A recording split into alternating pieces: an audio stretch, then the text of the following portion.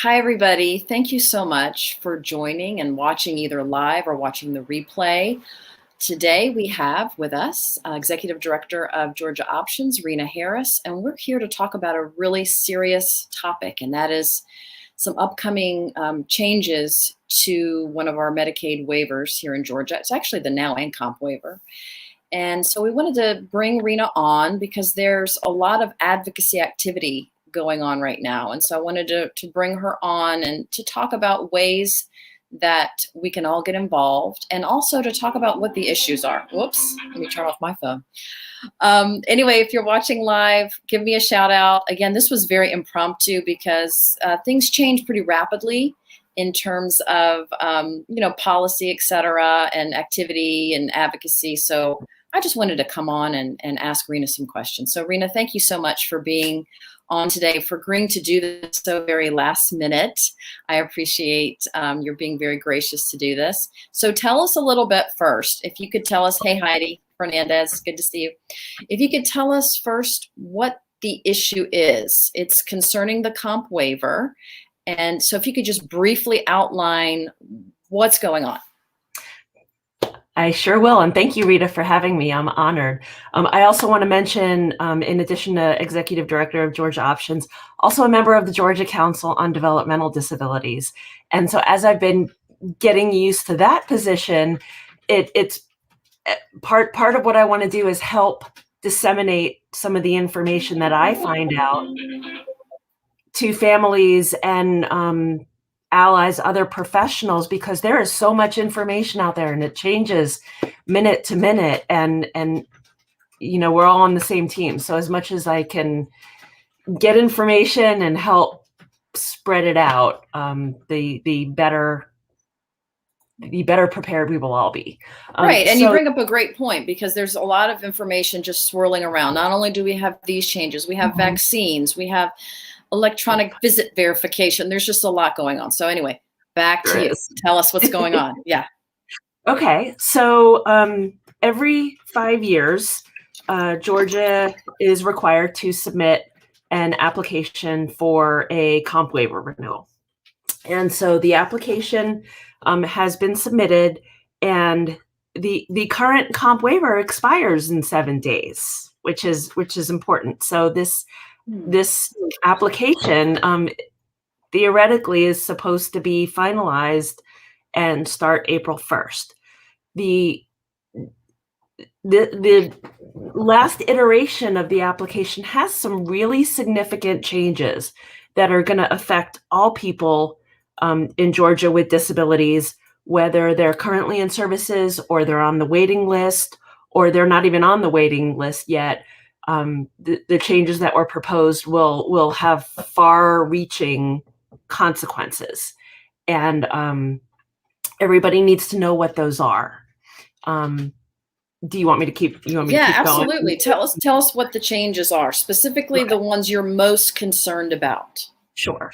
So just to summarize the most concerning changes, there are a lot of people in their own homes who receive community living support, meaning they have somebody, come in and work with them on living their lives, let's say.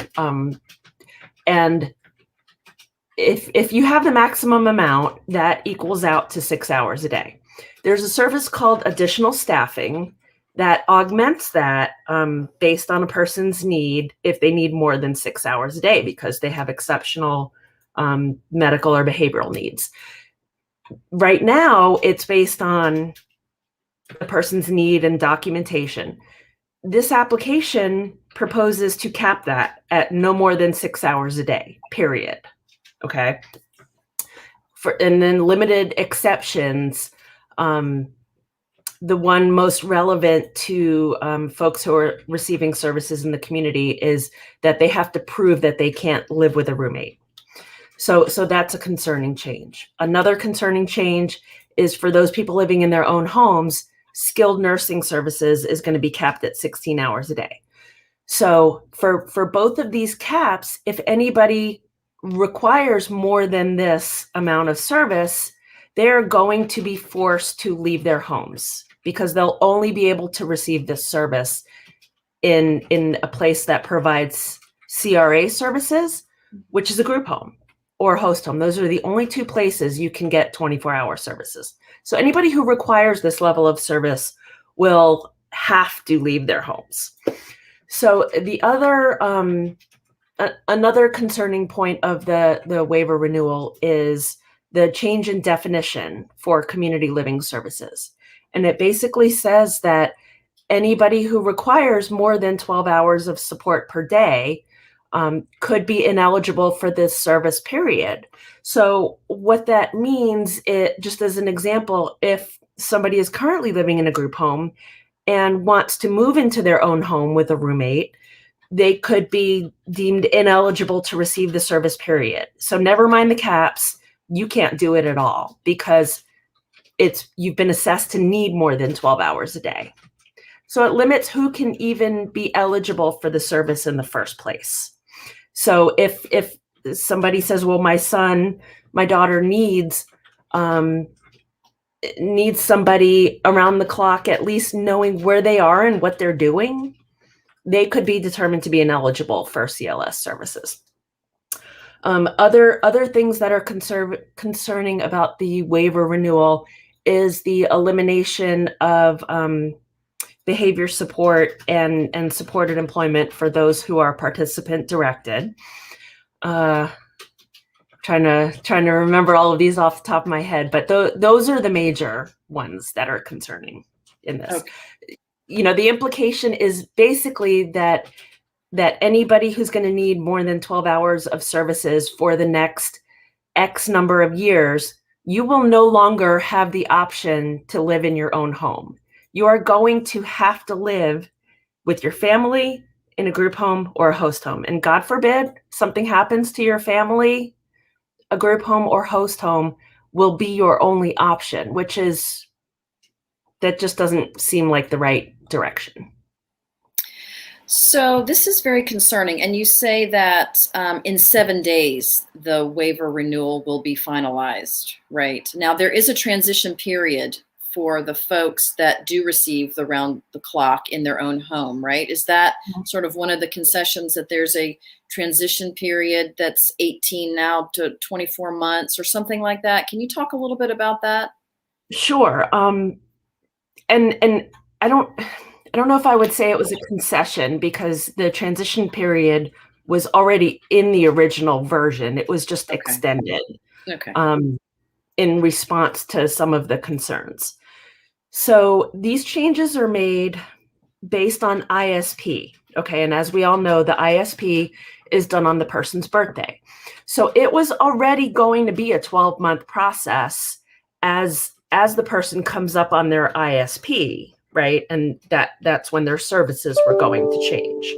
So with the extended transition, from what I understand, and I don't understand a lot of what this transition is going to look like, there's going to be an extra 6 months or so. Okay. Which I guess makes sense. If you're going to be transitioned out of your home into another home, there's going to need to be some time to figure out what that's going to look like. And I've heard that intensive support coordinators are going to be the ones sort of managing this transition process. Okay. So a lot of concerns for specifically providers like yourself and for family members, of course, that do provide that 24-hour assistance in someone's home. So is it completely eliminated, Rena, or are there exceptions that can be made for individuals? Well, people will still be able to receive services in their homes, just not more than 6 hours a day, unless they qualify for additional staffing. And if they qualify for additional staffing, the max they can get of that will be 6 hours a day. Okay. So not more than 12 hours a day. Okay. There's 4 exceptions that are outlined in the comp waiver renewal. 3 of those exceptions have to do with people who are transitioning from the hospital or crisis. Okay.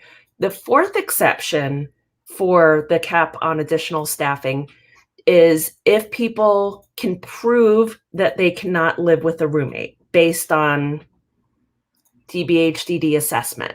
Okay. We don't know what that proof looks like. We don't know what that assessment process is. We don't really know anything about that exception, but it doesn't mention people with medical needs at all, just that they have to prove that they can't live with a roommate, which so far doesn't make a whole lot of sense. We just don't have enough information about that for that to make sense. Now, if a person needs skilled nursing, there are exceptions to that too. If somebody needs more than 16 hours a day to make sure that they can stay alive and healthy and well, the first three exceptions, again, have to do with transitioning from crisis or from a hospital. I believe the fourth exception has to do with if there's no group home or host home available to take the person. That's the only exception. Okay. So if for individuals who are already living in their own home, whether that be an apartment, whatever that looks like, this is going to affect them. For families who are looking, whether in the near future, now, in the whatever distant future, are looking for additional housing options and supports, that's going to affect them, correct? Absolutely. So I know that you are behind, and you and others are behind a lot of advocacy around this. First of all, is it too late to do something? And if it's not, how do folks get involved? It is absolutely not too late to do something. As you know, it's never too late to do something. During the legislative session, there's been a lot of activity in this area. So one of the reasons that we've been given for this change is so that DCH, DBHDD can free up enough money to fund the ever-growing waiting list, right? Planning list. And that they need to cut these services in order to have enough money to fund people on the planning list.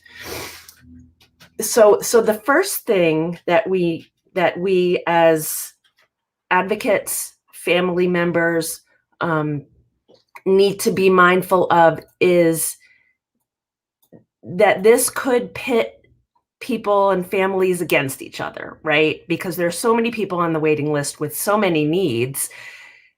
And so advocacy for people to not lose services is not advocacy not for people on the waiting list. So everybody needs to advocate for the same thing, whether it's funding the waiting list or providing services to people to be able to live in the setting that's right for them. Everybody wants the same thing, is services for people based on their need. So advocacy for the waiting list is also advocacy for people living in their own homes. And advocacy for people living in their own homes is also advocacy for people on the waiting list, if this makes sense. Yes, because here's the thing. So there is advocacy for the waiting list, right? Mm-hmm. And back in the day when I was working with a group of others on Unlock, that part was really, really strong. But there's also that advocacy and the implementation piece, which is what you are talking about. Exactly. So they both of them are equally as important. And, you know, based on, you know, my unsolicited opinion, et cetera, there has to be a better way to do all of this. So in other words, there's got to be a more proactive way to address the waiting list and the implementation of the waivers. That's not in this fight flight advocacy. We've got to do it right now, which is how things, you know, just happened this time, which is, you know, just the nature of things. But I'm kind of looking at and considering, is there another way? And I'm not asking you for the answer to this because I don't know if we have it yet. Is there another way to have a greater conversation so that services long-term are more sustainable? And like you said, we're not pitting people against each other. We're kind of working together as a collective. So just know I've got some wild ideas going on in my head. I'll talk to you offline sometime. Okay. And, but yeah, so All right, so it's not too late. So And what can if you folks don't do? mind, Yeah, go ahead. let me Go make ahead. sure I answer a couple of your questions. So we have to make sure that we are all advocating together, because ultimately what we want is the same thing. Good services for citizens who happen to have developmental disabilities based on their need, no more, no less. So we have to stick together on that. So what I want people to know is, just to sort of reiterate what you said, is if you have a loved one who's currently living in their own home, your home or their own apartment or their own house, and they need more than 12 hours a day, based on this waiver renewal, they are going to either have to rely on family for that, or they're going to have to move. And that is what is one of the things that is so not okay about what's happening. And for families whose loved one is younger, or hasn't moved yet and still lives with them, the families will need to know that this will limit the options for your loved one. If they're going to leave your home and they require more than 12 hours of support per day, a group home or host home is going to be their only option. And that families really need to know and understand that. So if this is not what you want, it's not too late to get involved. There was a lot of activity in the Senate. Senator Sally Harrell has been pretty vocal about this issue and is in fact holding a press conference on Tuesday at the Capitol in the South Wing to talk about SB 208, which didn't go through this year. But we have some time to get the message out about SB 208 and funding the waiting list and making sure people have the services they need. There's also some federal legislation that's coming down the pike. But in the meantime, there has not been an approval on this waiver renewal yet. It's supposed to go into effect in 7 days, but surely there must be a reason why we haven't had a final answer yet. So I encourage everybody to reach out to their legislators. Reach out to the Meaning governor. state, do you mean state or do you mean federal? I mean both. I mean both. I mean all. I mean anybody you can. Anybody whose ear you can get, that can have some influence and can ask the writers of this waiver renewal, tell us more about this. And this is not okay for my constituents. So are you asking them to slow things down? Are you asking, what are you asking folks to say? We want to stop this particular version of the waiver renewal. What we want is for DBHDD and DCH to reconvene with people that are going to be affected by this. Everybody has a job to do, right? They have to make the funds work. They have to make services work. So they have a job to do.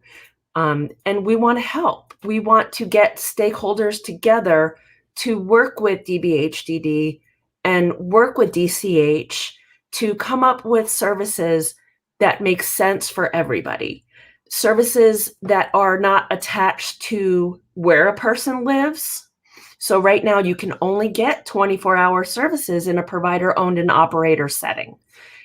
It would be great if we could design a 24-hour service for people who live in their own homes, or change that current 24-hour services where people can access it in different locations, and it's based on assessed need.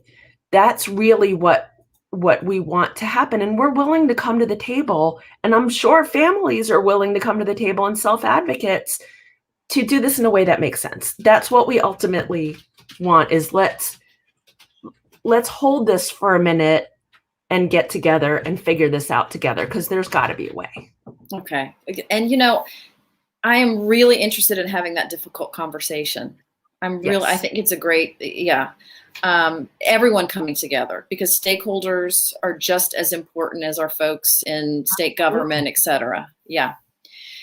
So I just want to say a couple folks are commenting on Facebook. Yes, concerning something that you said in rural areas, there are no behavior providers. And this is why we chose to participant direct in the first place. That's a very vital point. Appreciate that. So Rena, does Georgia Options, do you have a template, an email, so that people can just cut and paste something and send it to their legislator, or what do you recommend? I recommend, if people are on Facebook, to go to our Facebook group. It's called Go for a Better Comp Waiver. We've posted some stuff there. If you can't find what you need, email me and I will get you whatever you need, whatever language you need. Okay. So if folks are able to attend on Tuesday, do you want folks to come down? Can you tell us a little about what Tuesday is going to entail? Sure. This Tuesday, which is what's the date of the 30th? Is it the 30th? I think so. I know. Yes. I don't. Yeah. Please do. 10 a.m. The South Wing. We all need to be there. We need to show support for the fact that citizens in Georgia with developmental disabilities deserve to be a priority, right? A budget is a statement of priority, and we have to be a priority. And so we need as many people as possible to show up. Bring a sign, let people know that we're here and we're not going to go away. So if there are people, maybe because of COVID, maybe they haven't gotten their vaccines yet, et cetera, they're a little bit uncomfortable, maybe because of the crowd, what else can they do on that day? Is there anything else on that day in lieu of actually physically being there? That's a very good question. I think as much as you can do that day to bring attention to the issue, whether it's social media posts, sharing on social media, use that day to get in touch with your legislators. There's going to be a lot of post-legislation, post-session work on this. So just be out front that day and let people know that we're not going to be separated, and that people with disabilities, I can't even believe we're still saying this, but that people with disabilities deserve to have the same choices as people without disabilities. It's crazy to me. If you can, go to the Capitol. Rena is telling us to go to the Capitol. Folks are putting it on here. Let's see. I don't know who posted this. There we go. I can't see who posted it, but thank you for posting that. So go to the Capitol if you can. And then if you can't, do something on that day, which means writing, doing some kind of other type of advocacy, emailing, etc. Mm-hmm. Okay. So anything else? Is there anything that we've left out, Rena, about this particular issue? It's important that we all get involved. It's important that we stay together and sort of come together as a collective front. It's important that we continue having conversations as stakeholders. I think families and self-advocates are so overwhelmed with information and are so overwhelmed with people telling them what's important and pay attention to this and alert to this. Just know that doing nothing and waiting and seeing is really not an option here, because this will affect you and your loved ones. It will. So do something, okay? And if you don't know what to do, please reach out and we will work with you. We will work with you to get your story out there. Okay. Because it means something. Yeah. Well, Rena, thank you so much for everything that you're doing to lead this advocacy effort. It truly takes a village, and we have to support each other. So I just thank you so much. And as we were talking, I was getting notices from the support person for my son. So I was, so we're juggling a lot and spinning a lot of plates. So thank you for bringing everything into focus for us today, and we'll continue having this conversation. Great. And so we're going to take some kind of action next Tuesday, whatever that looks like, in person, email, etc. Absolutely. And thank you. We will keep in touch. All right. Thank you so much, Rena. And stick around for just a sec, okay? All right. Thanks, everybody, for watching live or on replay. You take care.